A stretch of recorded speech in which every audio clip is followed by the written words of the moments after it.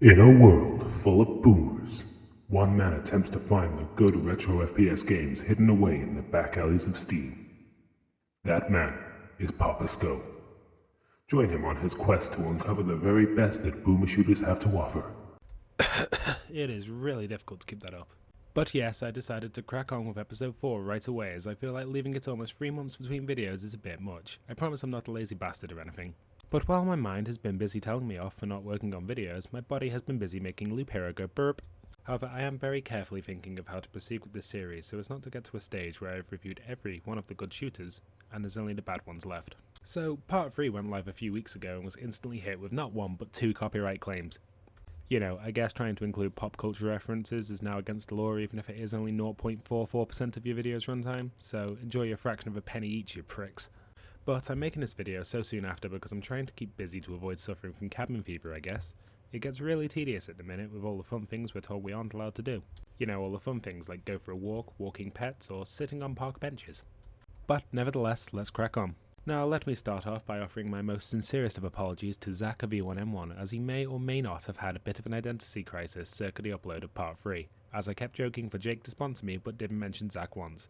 Welp, there goes my hopes of a sponsorship out the window. Sorry Zach, I was genuinely unsure if it was Zach or Damon, but then after chatting to you in the Discord for a bit, I remembered you used to have your profile pic as Matt Damon. I'm a big doofus. So Zach, can I offer you an egg in this trying time?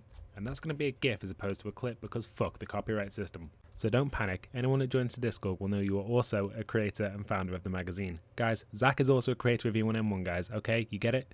It's super important that you understand Zach is also a founder, creator of the E1M1 magazine. PapaScho in no way endorses the injustices suffered by Zach of E1M1 magazine. PapaScho is in no way responsible for the gallons of salt that may or may not have flowed through E1M1 server post-video 3. Side effects of this phenomenon may include but are not limited to extremely salty tears, loss of trust in various content creators, shattered ego, and a loss of hope. Consult somebody who may actually give a fuck. PapaScho is once again not responsible for any mental breakdown or identity crisis suffered from the content of the last Boomer Shooter review. Any viewer from this point forward hereby acknowledges Zach as co-creator and founder of E1M1 magazine, alongside Jake the Voice Parr, and also agrees not to contribute to the running gag that is Zach's identity crisis in the E1M1 Discord server. I love you guys really though. This is all in jest, kiss kiss. Right then, so now that I've managed to not give Zach a mental breakdown, it's about time for me to introduce you to the first entry. I commissioned that bit in jest, but Zach came through for me by offering me a few keys for games that are featured in this very video, so for that I thank you. Honestly, the entire E1M1 Discord has been lovely to me this far, and I want to thank them all. If you want to join the gang, link is in the description. Come help them with the Kickstarter and chat some of the old school shooter fans. Yeah, the love those guys are showing me is amazing, thanks guys. And I guess me saying that is also kind of fake news too, as not only did he get a developer to offer me a key for review, but he funded me a key to review on another game in this list. I guess I really do have a sponsorship after all, eh? Dismantled. I mentioned in the last video how E1M1 has a creator role, and boy is it paying off. Another developer who goes by the username Big Project Alone sent me a test key to their game Dismantled, which looks very interesting. It is a survival horror game. Its inspirations are pretty clear. The Resident Evil games and old cheesy B movies. It's built on the GZ Doom engine. So the game includes 2 versions. One is the game in all its original glory, gore and nudity abound. The other is still gory as hell, but the nudity is censored, so for purposes of footage for this game, we're going to censor out those wieners. After getting copyright strike, the last thing I want is to draw the wrath of Big Mama Susan. Well, that was definitely an experience. I was on the edge of my seat the entire time, butt cheeks clenched tighter together than a walnut, and my heart was pounding. I've never been a fan of horror games, but this is just dripping with atmosphere and tension, but for purposes of review, I'm going to have to man up and stop being such a big girl's blouse, aren't I? First off, you need to know where the fire axe is. Without it, you will succumb to the weird wolfman hybrid thingies. Actually, they're bears, not wolves, Papa. So yeah, you actually have to fight man-bear things like a weird subplot from South Park. The game is based around a mix of horror and thriller elements, borrowing from the likes of the Saw and Resident Evil franchises. You are ambushed and abducted in the woods. You have to try and escape. Simple, really. You have a few small puzzles to complete, like the one with the torture device shown in this clip. You will then have to contend with all manner of weird abominations created by this guy who has kidnapped you. And yes, this is the safe for YouTube version. For the first puzzle trap thing you see here, find the key and push this cabinet out of the way, then unlock the door. Your hand trap device will be removed. Do not do what I tried at first and try to use the use key on the device, you will just lose fingers. I have no clue as to whether or not losing fingers really matters in the long run, but it's best to be on the safe side. Then you're going to want to get the axe. After you open the door, just keep to the right, hug the wall to your right, and you'll see it at the end of a room on the wall. You are now prepared to fight the weird creatures. I must say thank you to the YouTube user Jamati for that, as he promptly answered my comments as to where to find and obtain the fire axe. However, what this mod achieves in the Doom engine is very impressive. Sure, the textures look a lot nicer than in Doom, but the feeling is there. You can aim horizontally and vertically, which is lovely, and you can crouch, sprint and the like too, which is also great. The inventory system in this game is oh so Resident Evil in its design. From the way you save to finding items and ammo to help you out, there is a lot of backtracking in the game as well. Not a problem, as you do have a map, with this being a game made in a GZ Doom engine. You'll have a door that is locked and you'll have to find the key or find a way around to get to another entrance to open the door from the other side. The one thing it does better than Resident Evil is the guns, as it's a first-person shooter, making it much easier to shoot a threat in the super janky tank control system of Resident Evil. You save using typewriters, which is such a callback to Resident Evil. Despite you being given a map, the game doesn't make it super obvious where you are meant to go either, but given the nature of this game being a survival horror, that works to its advantage. One very praiseworthy thing is the atmosphere of the game. Now, I've played for a bit, I'm getting used to it, but my first attempt I didn't have the axe or the pistol. The tension on that run through was much greater. The axe is more than enough to dispatch 1 or 2 enemies, the pistol can help you out with more enemies, and there is a shotgun you can use to take out a lot of enemies. As well as the bearmen, you will have these weird cheetah women hybrids and weird baby hand crawly facehugger things. The enemies will keep you on your toes for sure. The only annoying thing, however, is that occasionally the enemy spawns feel really cheap. Like having enemies basically camping behind doors so that you'll open them and they're hiding off to the side the door opens on, so they aren't immediately in your FOV just behind a double door that you open to progress and get blindsided by 2 of the cunts. It's just dawned on me as to why this game's called Dismantled.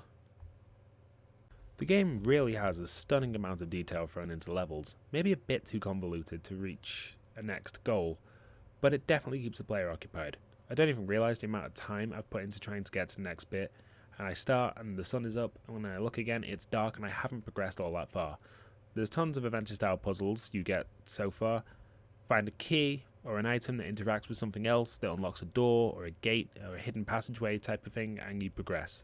Very Resident Evil. The enemies can be kind of a pain in it takes so many bullets to kill them. I get why though, it's to make it really obvious to the player that your shots count. A statement I may or may not contradict myself with in this footage, but I promise I just skiff shots. The bearman's lunge attack is beyond annoying. There's no recoil, which is a blessing seeing as how speedy most of the enemy types are, and it honestly does not matter where you hit them, it still takes the same amount of bullets to finish them off, so aim for the biggest part of them, usually the torso. And then when you send lead their way, it should put them down in about half a dozen rounds. I'm progressing through the story of it and it's beginning to get interesting. There's plenty of files and intel type documents strewn about the levels to really give you a bit of background. Other than that though, this game has tons of secrets and is definitely worth the extremely low asking price of £2.89, $3.97 or €3.29.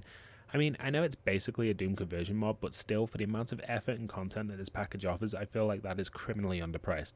You not only get the main game, but a censored version if you want to review it and try and be like PewDiePie or something. You also get an old school edition with retro graphics, the original demo of the Dismantled Halloween release 2017, and the expansion pack Bittersweet Misery. All for £2.89. That's like Costco selling a hot dog meal including a drink for $1.50. It sounds like it's going to be a massive money sink for the company, but no. Somehow they just keep on trucking. But for a project that was 99.9% done by a one-man dev team, this is absolutely phenomenal. More like this, please. I will say though that the voice acting, while passable, isn't going to win any awards. That is my only big criticism. If the voice acting had an overhaul, it would be perfect, but at the same time it does invoke that original Resident Evil cheese. Big example is the "you were almost a Jill sandwich" line. Everything else are just small things that can be ironed out in patches, like teeny tiny bugs, or such as the lighting toggle not changing the flashy party lights. I managed to get the shotgun and was instantly ambushed by some fire-breathing cheetah thing that runs on the ceilings. Fuck that thing, seriously. They are called ceiling dwellers, they are bastards. You're really not in for a good time with them.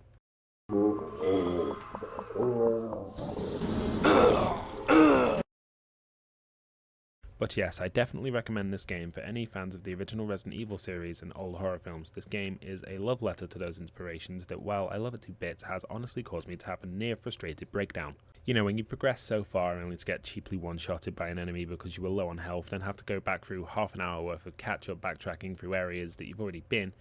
I swear, if I don't know the second part of Floor 1 like the back of my hand by now, I will be surprised. But yeah, it's a big project alone. This is amazing. You have done some phenomenal work on this. I played a fair amount of it, and thank you for all your help with solving various puzzles. I got lost on because, you know, while this game has many puzzles, it gets hella confusing, you know, when you just get stumped. I mean, It could be because I'm a big smooth brain, but there are a few puzzles I would have never worked out even if you'd give me a year to try everything I could think of. Yeah, after that game I need a stiff drink. Dark Data. So Dark Data is another game I was gifted, not from the dev, but from the lead creator, Sam Cadero. Thank you very much for the key. The game is very much in its early alpha stages currently, only having bot multiplayer. But they are working tirelessly to add story mode elements and overhaul the multiplayer. They want to add a form of progression into multiplayer to keep you coming back, such as levels and unlockables. The game really has that tongue-in-cheek time-splitters vibe to its multiplayer, and the cutscene for the upcoming story mode looks like a cross between The Matrix and Blade Runner. I'm really digging it. The shooting is solid, weapons feel powerful enough, and there's no recoil, which is fine as it doesn't affect the gunplay all too much. You ADS with shift. Maybe they're going to use the right mouse button for a different attack, perhaps, I'm unsure. The gunplay definitely feels solid, and there's a few game modes to choose from, those being your usual deathmatch, team deathmatch, occupation, and capture the floppy. There is one called Hold Your Death, which I'm not sure what that entails, but it sounds interesting. There are several maps to fight in too. Most of these I imagine will be seen in the single player and have just been repurposed into multiplayer maps like in Time Splitters. You have the Mall, Suits Casino, a sewer level called St. Clair Below, Underground Rave, Funland Forest, Office, Marauder Land, St. Clair Surface, Detroit Streets, Zeus Arcade, Metro, so 11 maps so far. That's almost double the maps that this year's Call of Duty shipped with. There are several character models to choose from in the multiplayer alpha currently. There's things such as the Corruptor Fug, Exy, Poison, Zero Day, Blackboard, Basher, Melissa, Bebop Bass, Bebop Gangster, Mr. X, The Director, Corruption Punk, Marauder, Gunman, Aged 7, Ballin' Thief, The Techno Savage, so that's 16 characters, most of which I presume are going to be characters in the story. Also, fun fact, the creators of E1M1 are going to be side characters in the story mode, so that'll be cool. To go shooting stuff alongside Matt and Jake sounds dope. So yeah, when the proper multiplayer releases, I do pray it takes off. I know the E1M1 gang will probably do a game night on it, which sounds amazing. I look forward to it.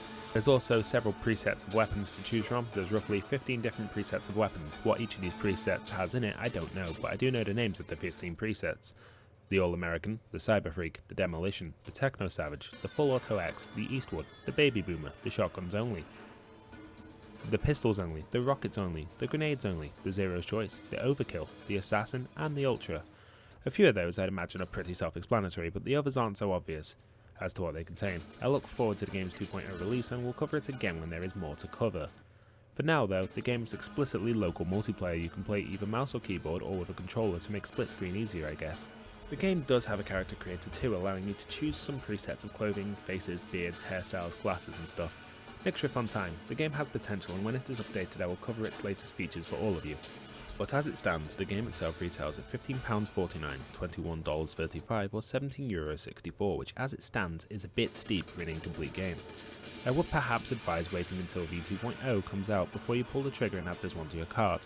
I am very impressed with what's here and the devs are working on getting 2.0 out to you guys as quick as possible, but for right now I advise holding off at least until they add actual online play. But again, Sam, thank you for the key and I shall watch this game's development very closely. On to number 3. Beyond Extinct. Now, Beyond Extinct isn't a boomer shooter in the sense of any I've covered before, but it sort of pays homage to games like Doom 3 in its graphical and monster design.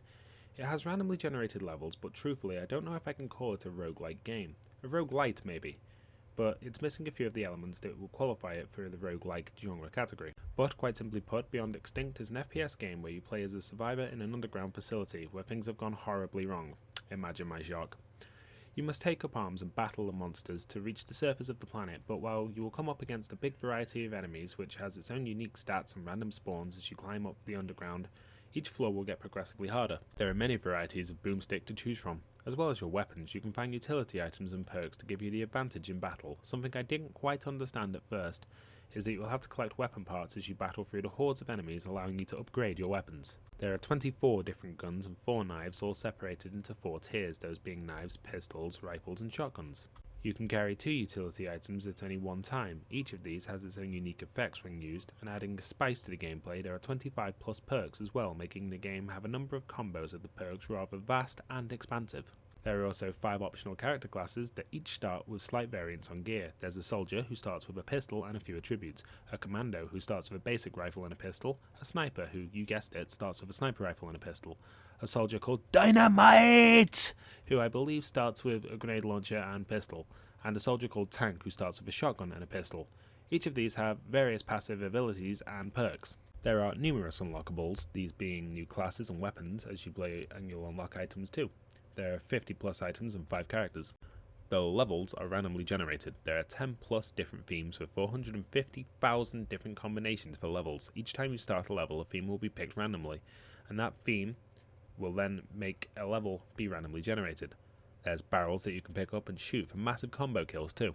I mentioned this in my review of Suffer, but this is another game where you can press a key to make your character flip the bird to enemies. It's childish humour, but I really enjoy it. So once you beat a level, you can enter the barracks to upgrade your weapons and your character, unlocking little bonuses to the amount of weapon parts you can pick up, the damage you can do, and stuff like that. The game is really fun, the shooting is solid, and the way you progress is indicative of roguelike type games. I really appreciate it. The one thing I will mention is that while the monsters don't seem to match up with each other, you get some that look like they'd be right at home in a Doom game, and others you'd find in a more cartoony fantasy RPG. This game was made in Unity, which leads me to presume store-bought assets? I mean, I won't shit on Crania Games as if they've actually used store-bought assets, because they've done it right, making a solid game that performs well and is fun to play first rather than just spawning the player on an empty level and throwing random asset flip monsters at them. Now, Beyond Extinct is currently in early access on Steam. Their store page says they want a Q1 2021 release, but goodness knows if they're on track with that with the Rona. They say they want to add plenty more features to the game before release, so we'll see. The new features they want include more utility items and perks, more monsters with new attack systems, a variety of character classes to choose from, new and different level themes, more interactables, each being different from each other, new game modes, each playing differently, more quests that will appear randomly for an event, localization for as many countries as possible, and controller support. Like, there's one or two things on there that I think they have ticked off, but a lot of that list is yet to be implemented, so goodness knows when the full game will release. For what is here though, it's more than worth the asking price of £8.29, $11.44 or €9.45. So for the low asking price, there is a lot of content here. It's a fun title, I like it. Bunker Punks. Bunker Punks has been on my radar for a while now. I heard of it from a YouTuber, which I can't remember correctly if that was Splattercat Gaming or Jim Sterling. Bunker Punks is a roguelike game from Ninja Robot Dinosaur. It's a weird hybrid of genres, one part FPS, one part roguelike, and a little sprinkling of a base management sim in the vein of Fallout Shelter. Basically, in the near future, 2019, so technically the past, the world has been taken over by Big Daddy Government, who has gone super corporate. You, as one of the rebels against the system, the Bunker Punks, must raid facilities to get better gear and tech to upgrade your base. Recruit new punks that might have different weapons. You can start with different ability and bonuses, like one may have better damage with bazookas, another might have better damage with rifles. I always know one of these retro shooters is going to be good when I see E1M1's curated comment above any info on the game. Bunker Punks describes itself as a fast-paced roguelite set in a dystopian future. Run a group of revolutionaries and raid corporate strongholds for supplies, weapons and armor. The game has a lovely retro art style that just oozes with character. It plays like the classics with strafe running, high speed and lots of bullets, also no reloads. Now, one thing that had surprised me was the fact that in between raiding corporate buildings, you can customize your bunker, kit it out with the grooviest gadgets and rooms, and build a massive complex like an FPS that has Fallout Shelter built into it. Oh god, Bethesda, no, don't! The levels you play are entirely randomly generated. They are procedurally generated, meaning that the layout is always going to be different loot. Hell, even the propaganda posters you see strewn on the walls will be different. And no, I'm not going to include that clip of They Live, as that was one of the clips that got me a copyright claim in my last video. But because of the way levels are designed, you never know what's going to come up next. You collect loot, various items of clothing and weapons, and the like to customize your selected punk and upgrade your base. The game has permadeath though, so once one of your bunker punk dies in a run, that's it, they are dead. Of course, once you unlock a new hero, you can always choose them as one of the two heroes you start a new run with. There's a store at your base too, basically an RV that you can buy weapons and armor from, and the other one's like a mobile field hospital. You click on the shop and give the not at all shady medic some schmeckles, he'll patch you right up. The game can get a bit tense at points. When you're on a raid, you'll have found loads of cool items to upgrade your character, but there'll be next to no health drops, which can put you in a super defensive and twitchy state of play where you really don't want to die, so you're hyper focused on being able to cheese the AI from afar. I did run into a bug where if your FOV is maxed and you press up against a wall in a sort of perpendicular fashion, you can see through the wall into the next room. This only happened on max FOV. I also ran into a bug where, though I had exited out the game proper way, it wouldn't actually close down. I couldn't interact with any other window, so I had to restart my computer. For a game that came out in 2018 though, it's pretty solid. A few little issues, but a mostly solid experience. Blasted away through drones, robots and turrets, and stick it to corporation. I am in love with the pixely art style of it though, I think it looks really good. Bunker Punks is on Steam, retailing at £10.99, which is $15.21 or €12.55, so it really is an inexpensive title. It has a few flaws, sure, but the solid experience is good for the price. The game has really fun combat and takes a shot at base building and management game also. It was also highly rated by both Splattercat Gaming and Jim Sterling, of whom, while I will credit as being an amazing game reviewer, I can't help but feel as though the man's gone a touch insane recently. Exodemon. I was given a key for Exodemon from Czech of E1M1, who had been in touch with the game developer. We have this sort of thing going where if a developer for a retro FPS game wants to give out review copies of games to content creators, they are more than welcome to do so. Honestly, E1M1 is a great place for new old themed games. Thanks for the hookup on that one, Zach. The game is ultra fast paced, it really emphasises strafe running and jumping to defeat your pixely foes. The art style of this game is gorgeous, it's rather blocky pixels, but it's rather colourful and that makes the little accented colours really pop. But you're a scientist that was working on a creature called the Exodemon. Of course, as in all video game plots about scientists experimenting on alien entities, something goes horribly wrong. As this weird scientist-alien hybrid, you must progress through the Confederation laboratories and try to resist the infection. Your weapons are your hands. Like any good humanoid life form, you have two of them, and you can slap enemies with one hand while shooting them with your other hand. It's bizarre but extremely satisfying. The game is pure retro FPS nostalgia, even though it's not strictly an FPS as you shoot with the palms of your hands as opposed to some kind of obscure weaponry. The game's music is phenomenal, and it's great to listen to as you progress through the levels blasting Xenos. The game is really short. It's a short but good experience and be beat in just a few hours. I would love to see this game get either an expansion or a sequel. Just more blasting of pixely aliens on some far-out research base, goddammit. Another reason why this game deserves either an expansion or a sequel is there are no bosses. There's no endgame boss. There are plenty of secrets and pathways to choose from and venture down. There's plenty of enemies waiting in each room. There are doors that can only be opened when every enemy in that room has stopped breathing. I have come across something interesting and I can't work out if it's a bug or if I am just that bad a shot, but my accuracy is always at 0% no matter how many shots I land. The game is wonderful though, for the few hours you're blasting through aliens. At the end of every level you get one of those Doom-esque screens telling you how many aliens you fragged, how quickly you got from A to B and how accurate you were, but as I mentioned, the accuracy stat I think is bugged. Regardless though, Exodemon is more than worth the money. Its asking price is £7.19, $10.08 or €8.32, making it a reasonably priced request for the experience that is on offer. The game is really fun and has plenty of achievements. I'd like to see more from the game in terms of variety of enemies and maybe a few bosses, but overall it's an enjoyable experience. Killing Sun. Again, thank you to Zach who hooked me up with a key for Killing Sun. This is becoming quite a recurring theme. Killing Sun is heavily inspired by Wolfenstein, and that's easy to see just from looking at the heads-up display. The game is dubbed in what I can only presume is Japanese. I'm no language expert though, and I don't watch anime, so someone will be furiously correcting me in the comments. Weeb. Right off the bat, I noticed something a little bit weird. My character in this little portrait is wearing a Stahlhelm, a German military helmet. Imperial Japan and Germany were good friends at the time, so that leads me to many plot questions in this title. Also, this raises more questions about if the voice acting is in Japanese, what the modern day perception of the Japanese imperial house is. Germany disavowed its wartime politics. I wonder if Japan has done the same. But upon loading this game up for the first time, I suggest the first thing you do is turn the music down. I like music, but it's near deafening on full. And also don't even bother doing that because the fucking thing won't save. The game plays well, looks and feels like Wolfenstein with you having to find various keys around the map to progress. There are numerous weapons to collect and use to dispatch your foes too. I noticed though that the bolt-action rifle you can obtain from a secret in level 2 in the gold key room appears to be a Kar 98K, a German rifle or a carabiner as opposed to the more expected Arasaka. It's evident the enemies have Arasaka mounted with bayonets.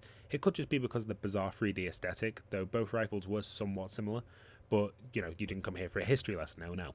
There's plenty of ammo pickups. I wasn't running out of ammo after level 1, but I did notice a distinct lack of health pickups. I was struggling by level 2. Even though by level 2 I had a shotgun, the sheer volume of enemies is something to contend with. The game is fine, but it's a bit rough around the edges. I noticed frequently in the bigger rooms with the mazy layout of how low the walls are, the enemies would clump together, making it very easy to just simply strafe out and pop shots off without getting hit. I had to redo E1M1, the first level, to have enough health in E1M2. Bit of a ball ache, but it is what it is. There's a secret in the first level where if you push up against the wall, you will unlock a secret where there is a burger that replenishes 50 health. In terms of difficulty balancing, there is none. By E1M3 I have 5 of the 6 weapons the game had to offer. There are 27 levels, so spread these puppies out. The MP40 is just sheer god tier. Once you get that, you don't need anything else. I got to the stage where there's a big warship, E1M4 I think it was, and there's a section where random ass plant monsters come out of nowhere and try to fight me. They look like they belonged in a Mario game. Like, if you have store-bought assets, it's fine, just don't lump them in randomly. Killing Sun is okay. It's far from perfect, but seeing as it's the only game that the dev/publisher 221 Games have on Steam, it's not beyond assumption that this could be their first game, in which case it's an admirable effort, but it still needs some work. The AI is a bit smooth-brained, and like I mentioned, by level 3 I had 5 of the 6 weapons you offer. It just needs a bit of tweaking to the AI to make them not the dumbest things on the planet, and maybe spread out the weapon unlocks a little bit. Add an options menu to the pause screen, goddammit, it's infuriating having to back out to the main menu to change anything, such as sounds, which don't seem to save anyway, so it's kinda pointless. Other than that though, the game is serviceable, and while far from perfect, is priced at a fair amount for the content that the game has to offer. 27 levels, 17 variations of enemy, 8 weapons approximately, even though the hotbar only has room for 6 or 7. There's loads of secrets too. The game by default features a compass up top, making the idea of secrets a bit redundant. There is a setting to turn it off, but whether or not it'll save is anybody's guess. My only big gripe is while the enemy is dumb, they are also hit scanners, which can be super annoying. The game is listed on Steam for £7.19, which is about $10.07 or €8.32, which I don't know if that's a fair asking price, considering the issues this game has. It feels incomplete, but there is a fair amount of levels which I suppose can offset the costs. This game left me with more questions than it did answers though. The Spy Who Shot Me. Wow, this game is great. It oozes with a rather smarmy British sense of humour, and story-wise it seems to come off as a spoof on spies like Austin Powers or Archer, but not quite as deadly serious as 007. You play as Agent 7, which do I even need to point out what that reference is? You as Agent 7 get sent on your first mission to rescue the President of the USA in the White House, you being a secret agent from the UK as part of MI69. I'm not joking. The gameplay is somewhat like GoldenEye, or what GoldenEye would if it ever could actually get a remaster off the ground. Recently, some mad lads found the game on an old abandoned website for Xbox 360 Marketplace. It was set to come to Xbox Live Arcade, but due to licensing it fell through, so this game may be the closest thing we get to GoldenEye. The game is super fun to play. It is very linear, but there are secrets in levels and little extras for you to find, making it really fun. The voice acting is pretty solid as well. I mean, the main guy seems to be trying his hardest to pull off a Sean Connery impression, which, while not a horrible attempt, I'm sorry, you cannot beat the King of Suave. The game is incredibly goofy. In the first mission, after I unlocked the basement, I found Agent 6 tied up, interacted with him to free him. I just unhooked him from his roof chains. He was still tied up and crawled to the end of the mission. I don't think this was a bug, I genuinely think this was intended. The game is so bizarre, it really is like GoldenEye, but on drugs. The game is just insane. It has great shooting and a goofy story. You unlock quirky gadgets from Smithers, basically this game's Q, and he'll give you some absurd contraption that'll make you out to be more like the one and only Inspector Gadget than 007. I love it. I never played the original GoldenEye as it was a bit before my time, and this game is in no way comparable to that complete blockbuster of a game, but I can see the similarities. As you walk around your HQ at MI69, yes, that is the name of your organisation, you can interact with numerous things in your HQ. The game fully expects you to try at least once to shoot everything on sight, and that is hilarious. There is a chap in the security hall up against the wall. If you shoot him, his pants fall down as he was getting a customs inspection. The chap who sat in front of the same room is wearing a hat that will fly off if you shoot him. There's a cleaner who will fall to her knees if you interact and shoot her. However, she has really hairy legs, so it could be a him in disguise for all I know. While the parody elements are superb, this isn't even in the same league as GoldenEye, Nightfire, Agent Underfire, Everything or Nothing from Russia with Love. Its shooting mechanics, while solid, aren't great. You can easily aim enough, and shots do matter based on where you hit your enemy, but the dude you shoot doesn't react accordingly to getting shot in, say, the arm or the foot compared to the chest like they do in GoldenEye. Headshots are one-shot kills, but the AI has rather clunky movement, which personally didn't bother me, as I was under the assumption that was all part of the charm of the game at first. There is no option to rebind any keys at all. You don't like the control scheme, either plug in a controller or go fuck yourself, quite simply. E to melee, F to throw knives, RB is the weapon's secondary function. With the pistol, you equip a silencer. You can sprint and crouch too. There's no reloading either, which again, I didn't clock ultra quick. Old habits of mashing R after clearing a room die hard. Even though I completed mission 1, it apparently didn't want to save. When I loaded it back up again, I had to do it all over again, watching 6 slalom on the floor like a snake. Yes, the game is pretty good, but it definitely has issues. Let us rebind keys, make the game save at the end of a mission, and make the AI actually seem like they have been shot. Other than that though, it's brilliant. That being said though, all criticism aside, if you just look at this as a James Bond parody and not as a serious shooter, you're in for a treat, especially if you like dry, smarmy, British witty humour. I enjoyed my time with it just to see what ridiculous shit happens next, but if I was to recommend it as a serious shooter free of problems, I would not be able to.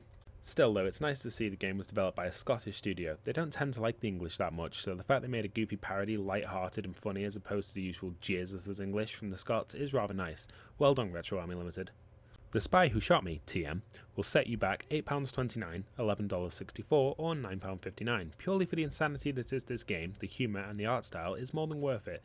It released in January of 2019, so it's probably not going to get an update to fix any of the issues I brought up, but still, if you could look past those, it is a great game. Devilated. This is another game that Zach helped me obtain. The dev reached out to him offering codes, and Zach in turn reached out to me. You might be wondering, which of these games have I actually paid for? So Devilated is this retro FPS / RPG game that is really fun.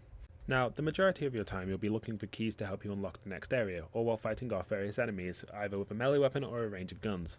The enemies are varied, either being the type of enemy to bum rush you and slap you, blast you with a hail of bullets, or be the super annoying jumping flyy type.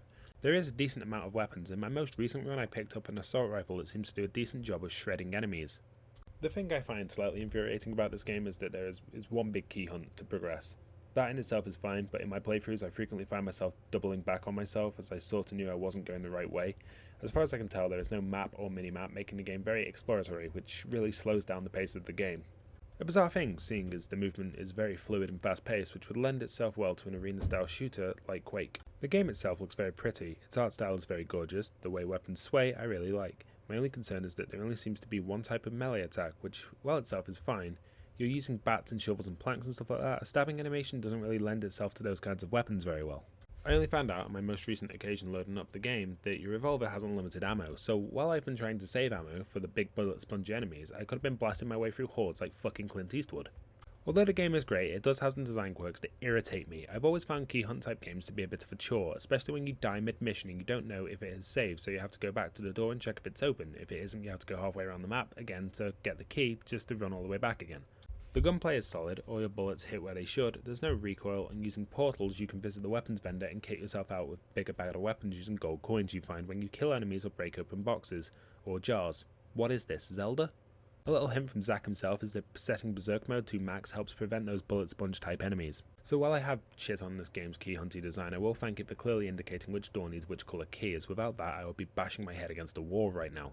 The game also has a pretty dope dual wield system, where if you find two of the same weapon it'll allow you to dual wield them. This makes you a lot more powerful and able to kick a lot more arse, of which you will need to do in order to get the gold to get better weapons and abilities to help you survive.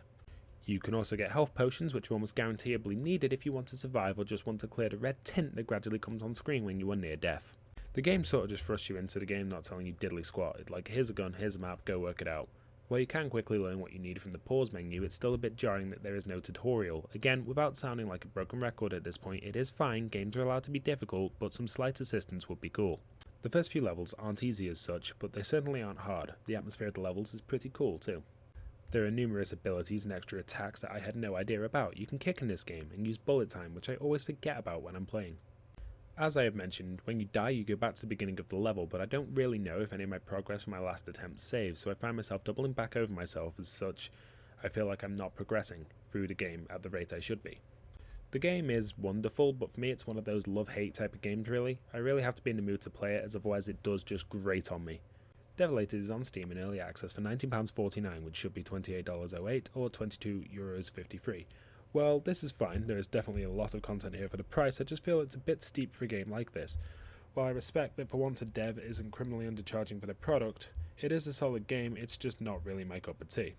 HROT. HROT is a game I mentioned in the upcoming titles for the very first Retro FPS Boomer Shooter review. HROT is a game that takes place in the formerly Soviet-occupied territory of Czechoslovakia, making this game basically Slav Quake. Oh haha Papa, so funny and original, it's not like everybody's already done that joke already, but haha Slav Quake go boom! First things first, the game is very brown. Under normal circumstances, this would be a point against it, but seeing as this is a post-radiation world, presumably post-Chernobyl, I'll allow it, as it isn't just grey-brown for the sake of being grey and brown, like countless military shooters were post-2006. The game is dripping in atmosphere, everything about it just oozes that Soviet-era intrigue. I don't know what it is about the whole Cold War aesthetic, but it just looks so damn cool. Like I'm a weeb, but for Soviet things. I'm a Slavaboo, so to speak. Is that racist? The game, I believe, is made in the build engine, and it feels very Duke Nukem-y. Hell, there's even a part in the first area of the game where you can play pool, and to be fair, the interactivity of the game world is impressive. I came across a football arena. I'm saying arena, not pitch, because it was on concrete, not grass, don't shoot me. And you can kick it into the goals, which will affect the score on the scoreboard. You can also boot it into the enemies, making them fall over. If you kick it at the flying ones, they eat it. And I even missed a kick and shattered a lamp. I know it's nothing major, and many games have ridiculous layers of interactivity, like I'm playing Red Deck right now, and that's bizarre. But it is fun. It's also really charming. I am in love with the whole vibe of this title though. I don't know why, I just really find Soviet era things fascinating, just how the USSR only collapsed in 1991.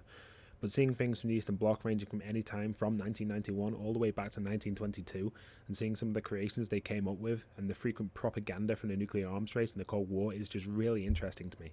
There is a range of enemies you will come up against. You've got the weird culty-like dudes wearing trench coats and gas masks that will try to hit you with rifles. You have weird shotgun-wielding mutants. They're actually just wearing hazmat suits, but they look like mutants because they're so lanky. You have suicidal dudes that will charge at you holding barrels over their heads, and you have big fat grenade-launching bastards. That's only some of the enemies too. All of that's excluding the bosses you'll end up fighting, from a super pissed off gorilla to a pommel horse. Honestly, the things you'll face off against in this title is just insane. You have numerous weapons to use to uncover the secrets of Czechoslovakia too, with weapons and tools ranging from your trusty sickle, what looks like a Makarov pistol, a pretty weak but fast-firing SMG, a shotgun and a bazooka, grenades and landmines. One issue I have with this game though is the fact that when your health gets low, it'll play this heart-thumping sound effect. This will literally last until you get your health above 25. I mean, there are health pickups around, but it's especially annoying when you can't find any. It wouldn't be a problem as such, but there's only around 3 sound options in the settings. One for master volume, one for effects, and lastly for music, so if you want to get rid of that annoying sound, you have to sacrifice other things too, like your ability to hear the enemy. My only suggestion to remember is to quick save often. Too many times I've been the victim of being a dumbass and dying only to get set back about 15 minutes. It's super irritating. There's helicopters as enemies too, and they're probably my biggest annoyance. I see one of them and I am just overcome with rage. Aside from that and the super drawn out sound effect of your heartbeat when you're near dead, I love the game. I got to the bit where the church is, and up until now I've been having a very pleasant time blasting through Czechoslovakian post-apocalyptic losers and weird mutant-y things. But then I go into the crypts. There are spiders down there which just make me hella uncomfortable. They move so fast, and they're those sort of skinny type spiders too, which makes my skin crawl. I actually squirmed fighting them. I know, I'm a huge girl, but still. The game definitely gives off that Metro vibe, even going as far as having a level in a subway station. The levels are wonderfully maze-like, and that perfect amount of complexity to keep me looking, whilst not being so smarty pants that I can't work out anything. The enemies also do that weird call out like a bark thing to alert you to their presence when they spot you, just like in the OG Wolfenstein, and many enemies are rather hit scanny. That can infuriate people, but the enemy projectiles have tracer marks letting you know their attack patterns. There is a rather high skill ceiling to the combat, trying to learn and best every enemy attack. Those fucking choppers, man, those choppers, Jesus Christ. The controls are so fluid and fast paced that some of the tightest controls I've ever experienced in recent titles. This is probably helped by the fact that it's made using the build engine, but it just feels so good. I love HROT because it does more than just try to be a Quake clone, being a Cold War dystopian FPS with an unsettling atmosphere that seems oddly horror-inspired. HROT isn't pretending to be any other kind of shooter, it's just unique and it works with it. And so there we are, that's the end of episode 4, and wow, my goodness, this took a while to get out. I'm trying my absolute hardest to get episodes out as quickly as possible, but with work and the state of the world as it is, it's tough. Thank you for sticking with me throughout. I definitely deserve the Papa's Consistency Award for being about as consistent as rice pudding.